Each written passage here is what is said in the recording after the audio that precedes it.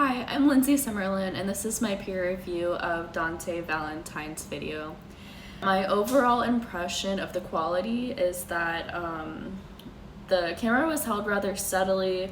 I think that the focus was good as well. The foreground wasn't blurred or anything except for the third sequence where there was a slight lighting issue.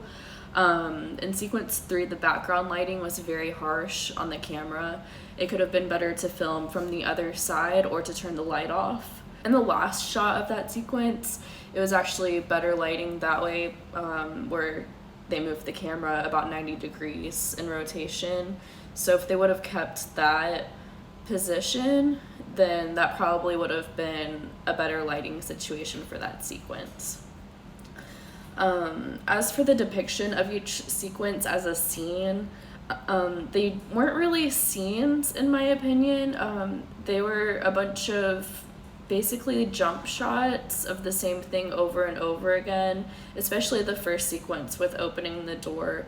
The second sequence, I kind of thought that we were going to get a story, but she's washing a blue cup, and then all of a sudden when it goes to the medium shot, she's washing a red cup, but we never saw her put down the blue cup and pick up the red cup. So that was a bit confusing. As for the 180-degree rule, they didn't break the rule at all. They did rotate the field of view about 90 degrees to where it was kind of close to it, but I did notice that they kept the subject's eyes looking in the same direction as before, so no matter where the camera was, they were looking in the same direction. So that kind of made that more cohesive as to what was going on in the background and everything.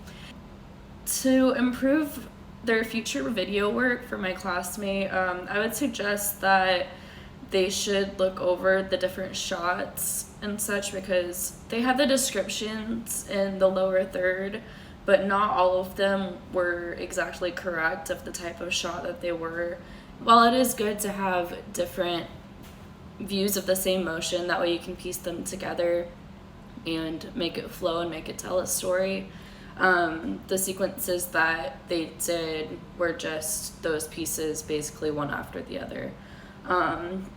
It didn't tell a story in the way that I expected it to, so the significance of shooting for sequence is to make sure that you have those perfect transitions and being able to piece things together one at a time. So good luck. I hope that your next video is great, and thank you for allowing me to review your video.